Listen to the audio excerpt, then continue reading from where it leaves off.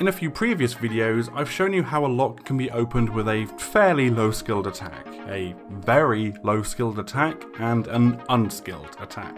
What I'm about to show you, however, is a whole other ballgame: destructive entry. The vast majority of padlock shackles are hardened, but there are hardened shackles and hardened shackles. You can perform a basic test by trying to scratch the shackle with a file or something similar.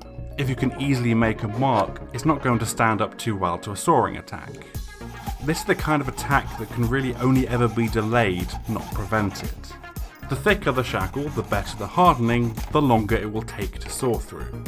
Now we come to a pretty basic cable lock, the kind you might use to secure a bicycle. As you can see, it's no match for a ratchet cutter. With a little patience and very little noise, the lock has been defeated.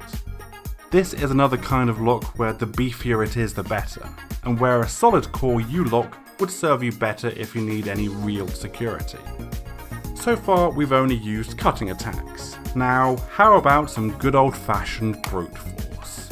It's rather difficult to get a clean hit with a hammer against a padlock, but if you focus the force with a crowbar it becomes a lot easier, as you can see.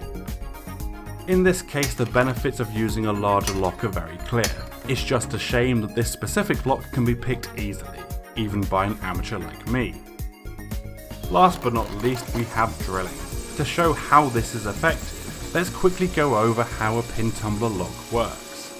The core is held in place by the pins. Unless the pins are held at the correct height, the core will not turn and the lock will not open. If the pins are removed, say by drilling them out, there's nothing to stop the core from turning. In case you hadn't realised, I'm not a locksmith, as is evident by how much difficulty I'm having here. This lock is made from relatively soft brass, but if you can find a lock with a steel core, perhaps one with hardened steel pins, this attack would be significantly more difficult. I think locks need to be viewed in a different way to how most people think about them. Even the least effective lock serves a purpose, if only to dissuade crimes of opportunity. If your security requirements are any higher, then consider how resilient your chosen lock would be when subjected to any of the attack methods we've seen in this video. If you liked the video, perhaps consider subscribing.